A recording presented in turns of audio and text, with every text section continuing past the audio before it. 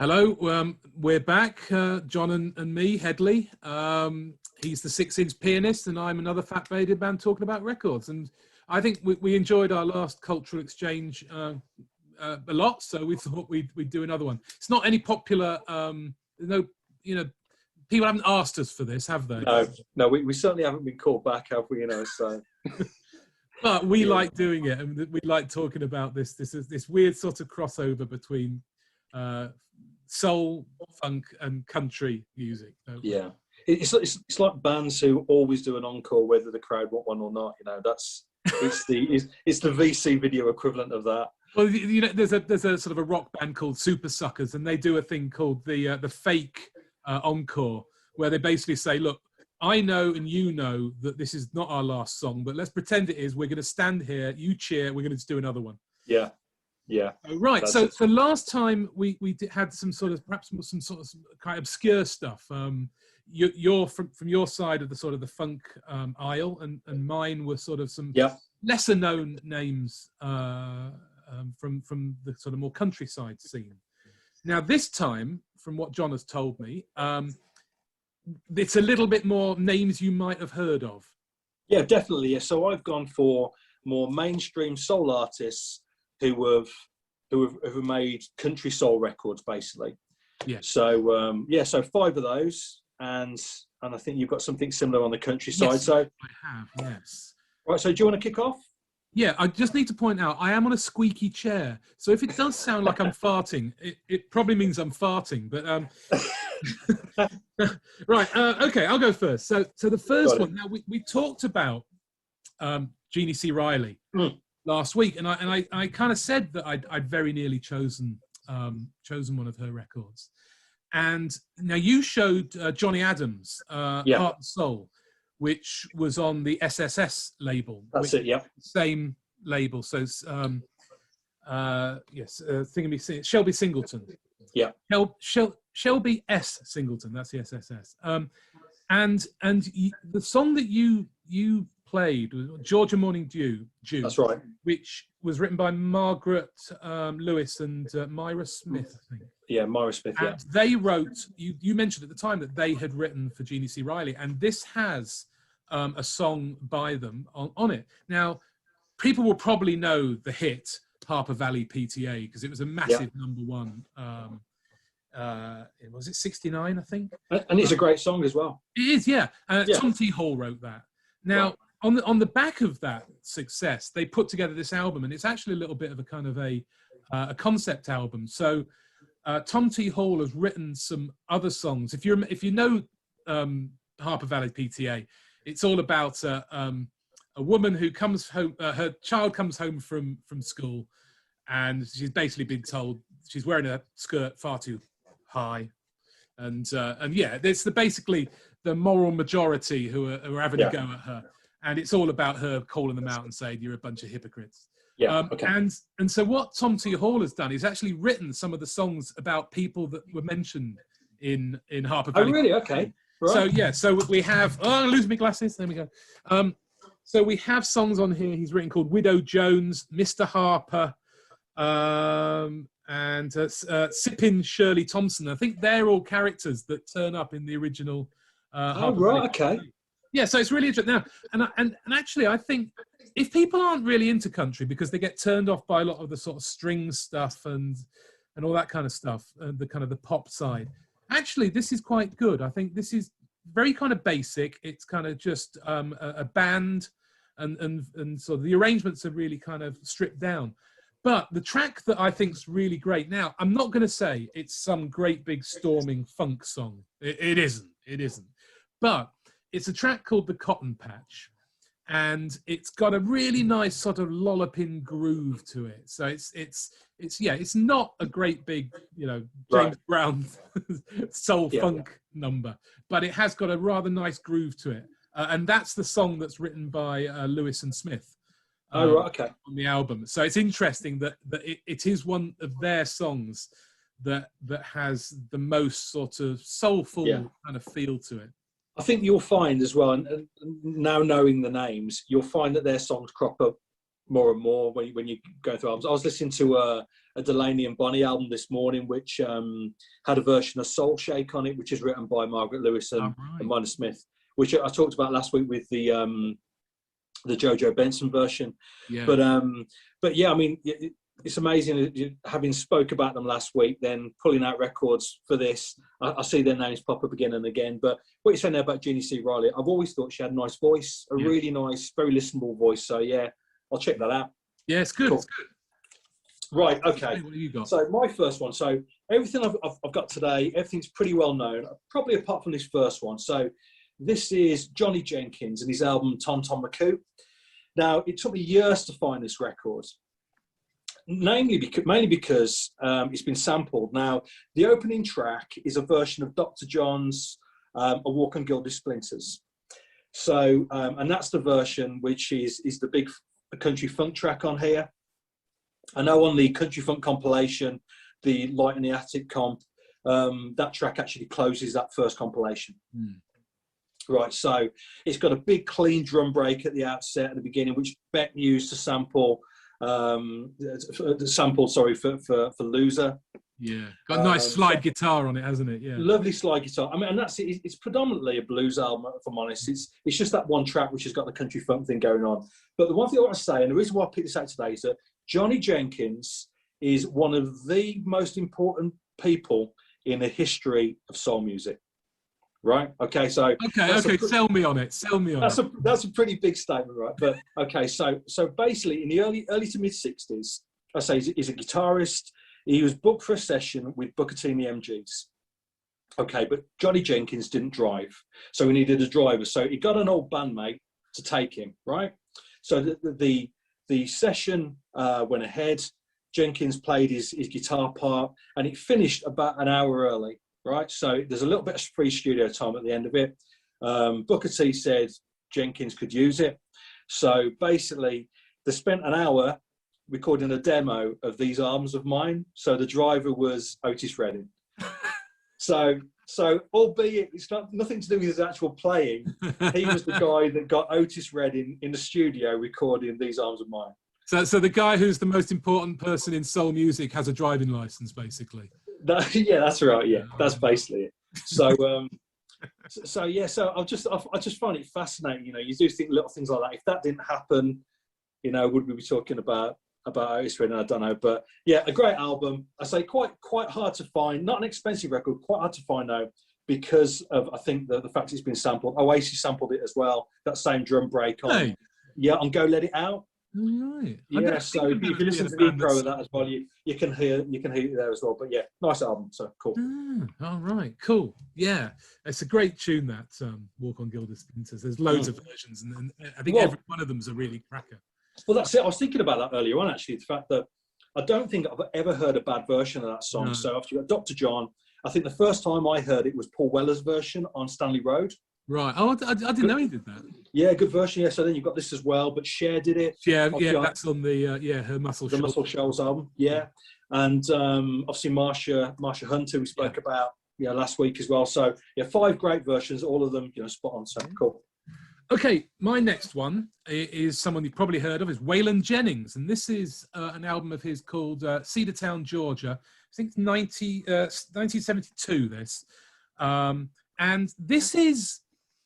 If people know about Waylon Jennings, they know about him as being part of the outlaw movement, and this was this group of musicians, including Willie Nelson, Tom Paul Glaser, I suppose some others like anyway, but they wanted to control their music. They wanted to record with their touring bands. They wanted to write their own stuff. They wanted to produce their own stuff, and this is a couple of albums before he would get that sort of freedom. So this is on RCA, and it's actually produced by Danny Davis, who he recorded quite a lot of Nina Simone. Okay. So it's interesting that, isn't it, that we think about these genres that kind of are very separated, the idea of soul music and country music and rock. But actually some of the producers and the engineers and people like that would work across all genres. Yeah, definitely. Yeah. Anyway, and so it's not a brilliant album. It's not, because it's got that sort of mixture of them wanting to make him all things to all men, where so there's a bit of a pop one, there's a bit of a rock one, there's a bit of the sort of strings and the syrupy stuff. It's a bit like a bit like Elvis's albums always were. Yeah. Something for everyone, which means that as a whole you're not going to enjoy it all. There's going to be. Well, that's right. Yeah, that's right. And so the track on here that I think the ones I'm going to be showing, generally speaking, it's going to be one tune. Yeah. Possibly two that are the ones that kind of stand out as being something that's funky and other than the country norm. The track on here is a track called Big D. Right. And it's Love it. I like the title. Yeah, good Big D. I like that. A great sort of breakbeat kind of thing going on, yeah. and that sort of really predominant bass line that's sort of up front in the mix. But it's sat alongside things like a version of Bridge Over Troubled Water and other sort of more country things. And sort of stuff that's got orchestration and strings, but that's a really nice funky tune. So Big D by Waylon Jennings, 1972.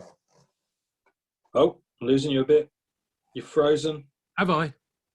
It's lucky I'm recording. Oh dear. Oh, no, you've frozen. Oh no, you're okay now. You're all right. Right. Yeah, you're all right. You're back.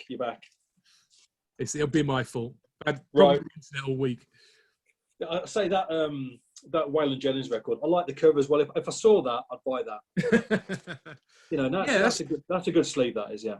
Yeah, it's got a duet with his wife at the time, Jessie Coulter, as well. Am I right in saying, I might be totally confused now, probably am, but am I right in saying that Waylon Jennings was the artist that when Buddy Holly died, the tour still went ahead, and the following night after Buddy Holly's death, Waylon Jennings was pulled in to play the show and finish the tour. Is that the right? Am I thinking of the right? Yeah. person? I mean, basically, he was on the tour. He was with the in the Crickets, and they were due to go to the next. They played the gig, and they were due to go to the next gig, and the Big Bopper had the flu, and he was feeling terrible, and Waylon Jennings had a place on the plane. Yeah. And the Big Bopper was due to go on the bus, a 8-hour journey on the bus as opposed to a 45 minutes in the plane. And Waylon Jennings said to the Big Bopper, "Look, you're terrible. I don't think you're going to like it on the bus. So you go on the plane. I'll get the bus." I just find it fascinating that the show literally nothing stops for the tour. Yeah, it's just crazy, but there you go. Right. Okay, so I digress. Right, so my next record, we spoke about this before. This is Tina Turns on the Country. Obviously, Tina Turner, 1974 on United Artists. Now, this is actually her first solo album. And, I remember buying this, and I mean, I said a lot last week when we were talking about records, that quite a few of the records I've shown really confused me on first listen, and this one did. This is obviously a straight country album. And you think, well, if this is Tina Turner's first album away from Ike, who on earth thought it was a good idea to make it a country album? But that isn't quite... Me. Yeah, that's right, yeah. Yeah, she made it for you. But that isn't quite the case. It was actually Ike's idea. They were still together at this point. Right. So Ike Turner was looking to introduce her to other markets, basically. So came up with this idea of her cutting a country album. And actually, I think it must have been their next album, which you mentioned in your last video, was Sweet Rhode Island Red. Yeah. Yeah. And that's obviously contains country tunes as well. And that was an Ike and Tina Turner album. So it was clearly a calculated move to try and get them into another market, to build on that sort of R&B success. But, for me, Tina Turner, I mean, I love all of those Ike and Tina Turner albums throughout the 60s and early 70s. Yeah. They're fantastic. They're underappreciated. They're always cheap. And, when it comes to R&B vocalists, she's as good as anybody. Those records are absolutely perfect. I think quite often people think about Tina Turner, they automatically think about, Simply the Best and Private Dancer and all that sort of stuff, which I don't have a problem with that, if I'm totally honest. But those late 60s, early 70s records are absolutely wonderful. And this is good. So it's only got one original on it. The opening track's a song called Bayou Song, which is country funk. But the rest of it is stuff like Help Me Make It Through the Night. There's a couple of Dylan songs on here. He Belongs to Me. I'm Moving On by Hank Snow. So there's quite a mixture of stuff, but yeah, excellent stuff. And she copes with it really well. But I just thought it was strange. Her first album in her own name, and she's knocking out country tunes. But it's well taken up. This is a cheap album. This is like cost me £3 or something. You get it for less than a fiver. Yeah. Really nice. No, yeah, and actually, one of her, I think in the 90s, or maybe 2000s, she actually did another country album. Which is a bit more of a sort of a Shania Twain-esque kind of country. Yeah. Okay, right. So my third choice is good old Charlie Rich, Silver Fox, as he was called. Now this is an album. This is from '74. It's called "Sings the Songs of Hank Williams and Others," but actually it's a repackaging of an album called Charlie Rich Sings Country and Western, which was released in '67. Right. So this is 74 is when he had his big hit with Behind Closed Doors. So it's a cash-in, really, repackaged. And The Most Beautiful Girl in the World as well. Yeah, yeah, exactly. I love those. I know they're quite cheesy. I love those Charlie Rich songs. Behind Closed Doors is absolutely fantastic. I think is brilliant. Brilliant. It's got that wonderful sort of Thingy Kramer sort of piano line that's just brilliant. Billy J. Kramer. That's just excellent. Anyway, and so it was just after he'd recorded a couple of albums for Smash Records, and I think you might know these. They're kind of very northern soul. Some of them, if you listen to them, R&B, and actually he is someone that has such diversity in his catalogue. He starts as a rock and roller with Sun Records, and then he has this sort of soul R&B period, and then going into the sort of countrypolitan country with strings, so a bit of everything, and he could turn his hand to everything. And this is a really nice collection of mostly Hank Williams songs. And I'll tell you what's really interesting about this. It kind of gets my goat. This is this 1974 thing, and on the back, the only people that it mentions are involved, apart from obviously Charlie Rich, is the art director, the art coordination, and illustration. So you don't know who produced it, none of the band. Isn't that a weird idea of the pecking order of who gets the credit? To be fair, though, it's a great picture on the sleeve, so probably right. Let's get up close. Up close is not so good. Anyway, and it's again a bit like that Waylon Jennings album. There's a bit of everything on it. And it's almost like it's a kind of an encapsulation of Charlie Rich's career up to that point, where it's got some sort of more rocking sort of numbers. It's got some soulful R&B takes on stuff, but it's also got the kind of strings, and it wouldn't sound out of place on Ray Charles' country albums that he did in the mid. Well, you sent me a copy of it was a Charlie Rich comp, sort of late 60s comp, and it included Mohair Sam, which is the big, it's very soulful. So those are the stuff he recorded for Smash Records. Yeah, that's right. I mean, you could play that stuff, as you say. It's basically Northern Soul. That's what it sounds like. It's that same rhythm, isn't it? Yeah, but definitely. they're really soulful tunes. But great. I've always liked Charlie Rich. I know he's a country artist, but and he had that crossover success, didn't he, with those two big tunes. But famously, he got tired and emotional, I think the phrase is, at the Country Music Awards, and when he was due to be giving the award, and when he opened up the envelope to see who was the performer of the year, and it was gone to John Denver, and he famously set fire to the nomination card, And he did apologise to him later, but I think he was he'd had a bit too much to drink or whatever. Anyway, so the song on here is "Hey Good Looking," and it is a storming country funk version, all horns and everything, really funky. So and as we all know, "Hey Good Looking" is an absolutely wonderful song, and you couldn't have teed me up any better, Headley. than with Hey! this. Yeah, you must have known. You've not seen me holding it up now, but there you go. Right, so Ray Charles, Modern Sounds in Country and Western Music, 1962. I think we called it for ABC. This copy's on HMV over in the UK.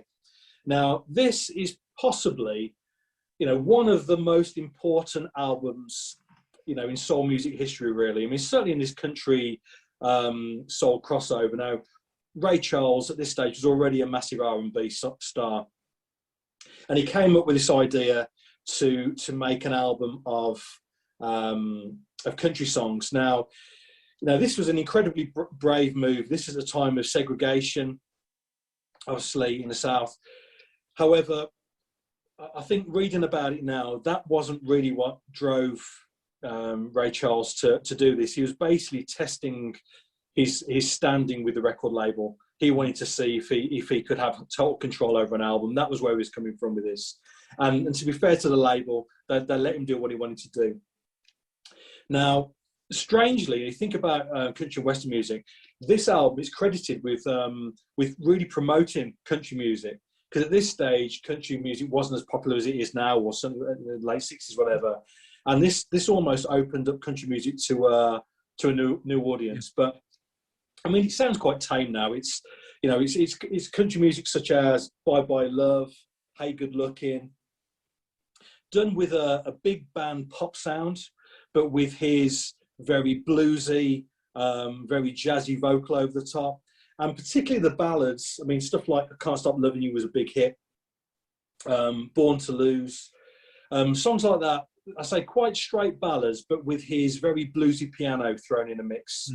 And I mean, I couldn't have heard this for about 10 years. And when I was pulling out records to chat about tonight, I pulled it out and I played it the other day. And it was just like a breath of fresh air. It sounded great. The arrangements are, fantastic. His voice is absolutely spot on. And it's a really interesting record. He made a second volume after this. I don't have that. I'll have to pick it up. But I mean, I recommend this for anybody. And as I say, considering what he did at the time and, what was going on, socially, politically in the US at the time, it's an incredibly important record. Yeah, and like you're saying, and I think he did open the floodgates as well, because you get then people like Dean Martin and the sort of the crooners and people like that who started to do. I mean, Dean Martin did a country album that's very sort of similar in sort of style, really. And then you start to see the sort of Hank Williams songbook being used in this sort of way. You do. It's a classic album. I mean, I know that Graham Parsons was a huge fan, and so when he had that idea of blending sort of country and soul, which he called cosmic American music, he was drawing on that idea of what late Ray Charles had done, nearly a decade earlier.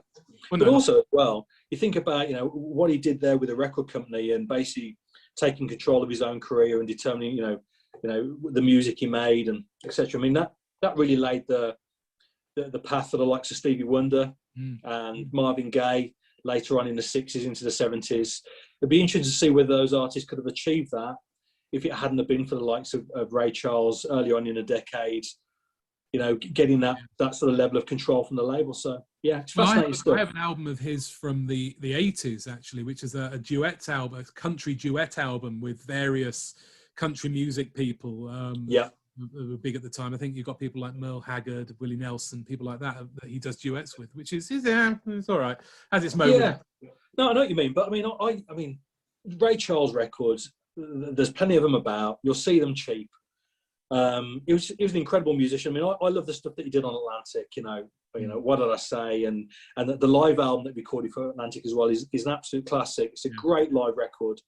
But so this one is, I'll be honest with you, it sat on the shelf for 10 years or so. I spun it the other day, and it's been on the turntable ever since. Really nice. Good stuff. There you go. Right. Okay. Right. So my penultimate one. Are we on that? Are we on 5 each? Is that what we're? Yeah, 5 each. Yeah. Okay. Right. So Freddy Fender. Right. This is Tex-Mex album. It's what it's called. From 1979. So it's quite late. Because it's interesting, because that last one you showed is sort of, was it 62? 62, yeah, 62. So the sort of the period that I suppose the country funk period is sort of 67 to 74, if that sort of window. And so both of these are outside of that window. And so he was another rock and roller. He started in the late 50s from Texas. And his career was sort of curtailed by a drug bust, and he did 3 years in jail. Right. Just before he was about to sort of make it big. Yeah. His real name was Boldemar Hurter. Boldemar Hurter, great name. Where was he from? From Texas. So he's Texas, right. But of course he's of Mexican extraction. Yeah, right. So, of course, yeah. And so he took the name Freddy Fender from the guitars and amps. That's literally where he got it from. So he did a great mix of sort of Tijuano Tex-Mex and country, and sort of put them together, and he had big hits with Before the Next Teardrop Falls and Wasted Days and Wasted Nights, that were great big sort of certainly Before the Next Teardrop Falls was a big #1 country song. But this is later on, and it's a mixture of some people won't like a lot of some of his stuff. I think his Spanish language stuff is probably best because it's got more of that Latin feel. I think that stands up a little bit better. Some of his stuff is a bit more schmaltzy, but I would say they're always worth having listened to because they're great. He ended up working with Flaco Jimenez and Doug Sam in the Texas Tornadoes in the 80s. And then the Los Super 7 with various other sort of Latin bands like Los Lobos and things like that. Okay, so super groups, Latin super groups. But this from '79, it's 99% sort of country ballads, really. But the last track on here is called Cajun Stomp. Right. And it is a funky little number. It's a very odd sort of end to the album. It's unlike anything else that's on it, and I think not quite dissimilar from anything else he recorded, because he was interested in. It's that interesting thing because of course the Texas Louisiana border. There was a big amount of sort of Cajun music that crossed the border into Texas. So that Texas Louisiana border is a rife area for exchange of musical genres. And so he heard all that sort of South Louisiana music and sort of influenced by that. So so it's a Cajun stomp with sort of funky bass line and a nice Cajun fiddle playing on it. So very nice. I've got to say I don't know anything about him, and I've seen you show records by him before, but I don't know anything about him as an artist. I can't say that I could name any of his songs, so I'll have to check it out. Yeah, check out that one anyway. And Wasted Days and Wasted Night is just classic. Right. Okay then. So Candi Staton, this is her self-titled album. This is 1972, is it? I think about 72. So last time I showed a couple of Solomon Burke albums. And I would put Candi Staton in the same sort of bracket as Solomon Burke, because both soul artists, but throughout all of their records, there's a massive gospel and country influence, So this is her third album. The album prior to this was called Stand By Your Man, where she did a version, obviously, the Tammy Wynette song. And I think it's very much that Southern soul thing, So this was recorded at Fame Studios down in Muscle Shoals with Rick Hall. This includes a version of In the Ghetto, the Mac Davis song, which we spoke about last week. And albeit that's one song, I think you could, it's just that her music in general, it just has that country influence running through it. I think when it comes to Southern soul female singers, she's as good as it gets.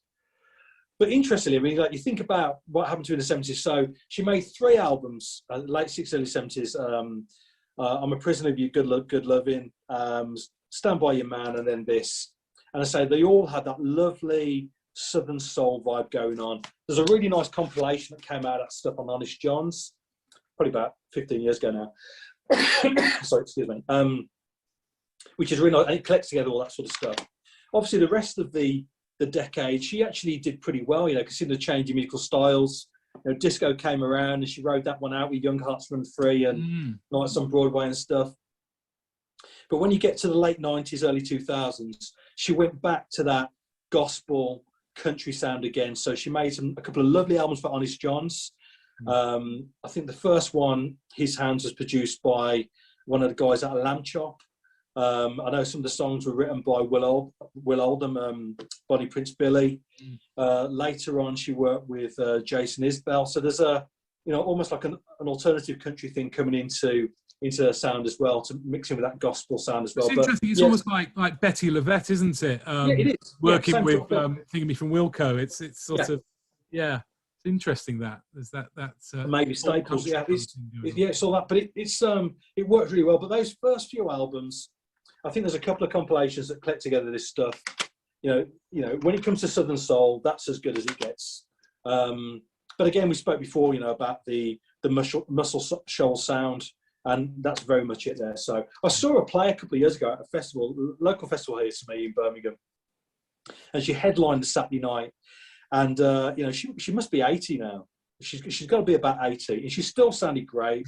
She had a pickup band with her, basically, because some of the musicians were local musicians or you know, acid jazz music, that sort of stuff, you know. And you know, they were totally in awe of her. But interestingly, I mean, despite all me talking about all this Southern funk stuff, she finished the set with "You Got the Love," you know, the big dance tune. So, which she cut in the mid 90s, and then was then. It was sort of is a mashup, basically, wasn't it? It was her vocal put over the top of "Your Love," I think, by, is it Frankie Knuckles? Is it? And it's a big dance tune. I don't think there's a better Saturday night tune than that. I mean, it was just everybody went up. It was brilliant, you know. But the Southern Soul stuff was great as well. So yeah, excellent stuff. Great vocalist. But it's interesting getting to know all the sort of the artists and the players that were at Muscle Shoals and Fame Studios and things like that. It's that real growing up with the Blues Brothers and realizing that half of the Blues Brothers, all these people that played on, you know, Steve and all of these people, they played on all these Donald Duck Dunn, you know. Yeah. They used to go, God, that's the guy from the Blues Brothers. I know. Yeah. Okay, my last one. So the last track, the Cajun Stomp. I'm going to continue the Cajun feel. And this is Doug Kershaw. Probably the biggest name in Cajun music. Still going, I understand. There's a nice picture of him playing the fiddle there. So he came out late 50s with his brother Rusty. So it's Doug and Rusty Kershaw, and they sort of had some sort of rockabilly kind of stuff, and then they did Louisiana Man, which was a big kind of hit for them, which everyone has done at some point. And he did a string of records. I think that's Warner Brothers, and this is from 1971. So this is about his third, I think, for Warner on his own. And each one of his albums has a very, very different feel to them. You'll pick up one and it will be a strictly kind of country affair. The next one will be really, really Cajun. And the next one will be a kind of a country rock. And this is kind of got more of a sort of a funky kind of feel to it all the way through it. And the track I think I would suggest you listen to is a track called Mama Said Yeah. That's good. I like that already. She's good. It's interesting. Some interesting stuff on here because he's one of these people that he's done a song on here called "Son of a Louisiana Man." So he's referencing himself. Yeah, I like that. Doing himself a sequel. But you kind of get that quite a lot, and it's like as we talked about Harper Valley PTA. There are a number of different sort of response songs to Harper Valley PTA and sort of parodies. But yeah, this has got some great stuff on it. It's got a version of Battle of New Orleans, the Jimmy Driftwood song, which draws heavily actually on the sort of funky version that the Nitty Gritty Dirt Band did. Nitty Gritty Burt. Do you know Nitty Gritty Burt? I don't know. That's a new one. No, he doesn't exist. That's why. So Doug Kershaw, great, the Crazy Cajun. His brother Rusty, absolute crazy guy. He's on the beach. He's for Neil Young. Oh right, okay, yeah. and he writes the liner notes actually for it. And he was the one that brought some weird kind of drink to them that they all got absolutely stoned on. And Stephen Stills came to the studio to visit, and Rusty Kershaw pulls a gun on him because he thinks it'll be funny, you know. And he basically shat himself. Yeah, you just don't need that. So anyway, yeah, you're making a record. The last thing you want is some twat to pull a gun on you. Well, if you don't need that, do you? You read the thing that apparently while Neil Young is trying to record one of the tracks for On the Beach, Rusty Young has taken this sort of peyote type kind of drug, and he's rolling around on the floor in front of him in the studio, pretending to be a snake. It's just mad. There's an episode of Rhinestone and Cocaine. Is it that way around? Yeah, Cocaine and Rhinestones. Tyler Mayer Coe, who's David Allen Coe's son, does it. It's really, if you haven't listened to Cocaine and Rhinestones podcast, check them out because they're really interesting. And he does a great one about Doug and Rusty Kershaw, which is really worth. And it's got this whole extended bit about the recording of On the Beach, where it's just talks about the lunacy that went on. Anyway, so Mama Said Yeah by Doug Kershaw. So what you're saying about him, the fact that each of his albums are different, have got a different sound, I mean, that attracts you to an artist straight away, doesn't it? You know, so many artists, so many bands make the same record, the same sound over and over again. That ability to mix it up a little bit and try different things, it keeps it interesting, doesn't it? So, yeah. Definitely. Right, so my final one is Bobby Womack, and it's worth it just for the cover alone. I mean, there's Bobby Womack and the Womack brothers, all kitted out in their cowboy threads on their horses, and this is a BW does C&W. So this came out in, I won't say what he wanted to call it. Look it up online, what he wanted to call it. I mean, I'm going to say it online, but so this came out in 1976. So Bobby Womack at this stage had made a few really big albums, really big soul albums. Albeit, you know, I've never really seen Bobby Womack as just being a soul singer. Obviously, he's a great writer, a great interpreter of other people's songs. I mean, his first hit was California Dreaming, a beautiful version of that. And he had a really interesting career. He seemed to mix it up a little bit. And, you know, he got to this stage, he fell out with the record company after this because it was such a flop. He wanted to make an album of country music. The label didn't want him to do it. They said it would be a flop. It was a flop. If you look at it for reviews of it now, it pretty much gets 1 star anywhere you go. Really? Personally, I really like it, you know. So if I was going to make a country soul mixtape, I would finish it with I'd Be Ahead If I Could Quit While I'm Behind, which is by Jim Ford, you know, Harlan County. And it's a great version. He does a few really nice covers on here. He does a version of Behind Closed Doors, Big Bayou. Yeah, it's a really nice album. But, you know, it's pretty safe. It's pretty middle of the road. You know, it's got lots of pedal steel guitar on it. It's a country album sung by a soul singer. Excuse me. But yeah, I think it's a lovely album, and it's cheap again. If you see it, pick it up. It's worth it for that cover. I mean, look at that picture. Look how much fun they're having there.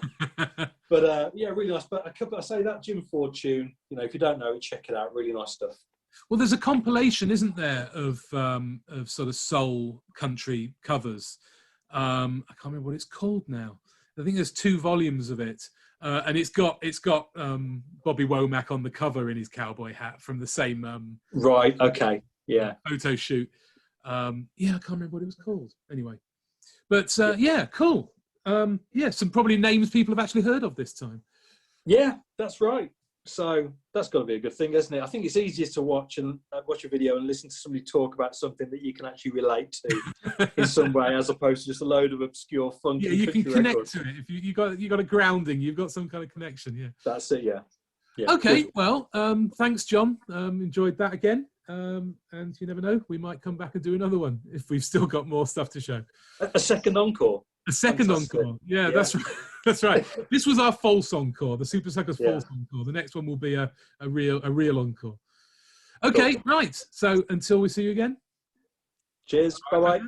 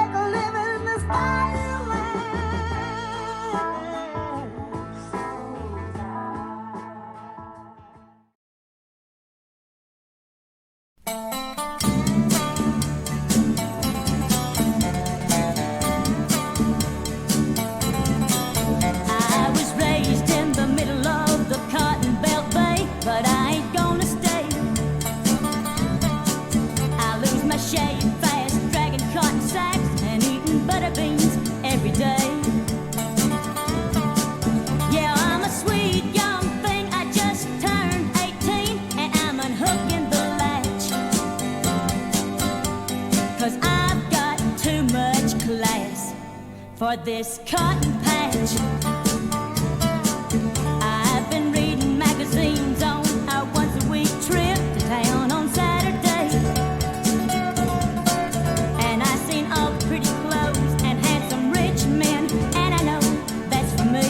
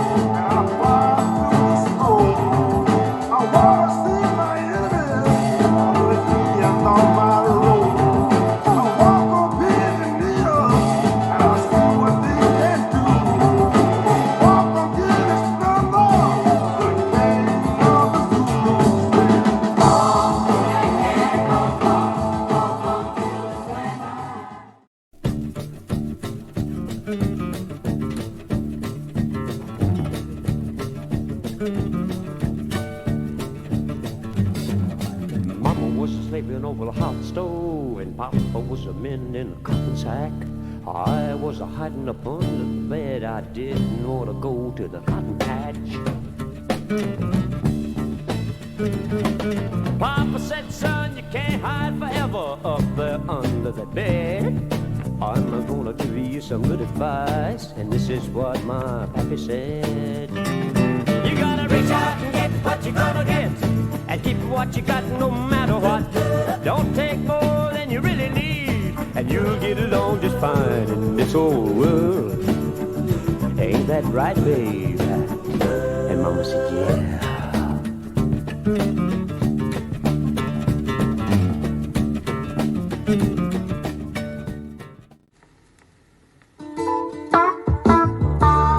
I like to sing this song out to my girlfriend, Susan Feisty.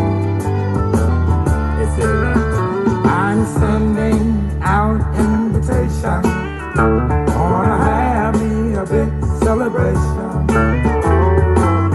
I'm giving up on everything I thought was mine,